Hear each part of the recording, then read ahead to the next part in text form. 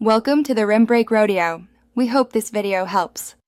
In this video, I will explain AI concept jailbreaking.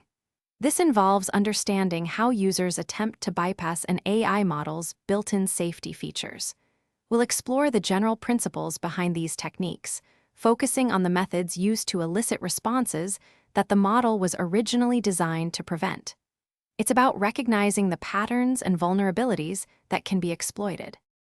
One common technique is role-playing, where you ask the AI to assume a persona that might not adhere to its usual rules.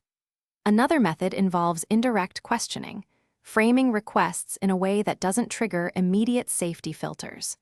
We'll also look at how users try to manipulate the underlying system prompts, essentially changing the AI's foundational instructions to achieve a desired output. It's important to consider the ethical implications of these techniques. Jailbreaking can lead to the generation of content that is harmful, biased, or inappropriate. This poses significant risks, not only to the individual user, but also to the broader community. Understanding these potential dangers is crucial for promoting responsible and safe interaction with artificial intelligence systems.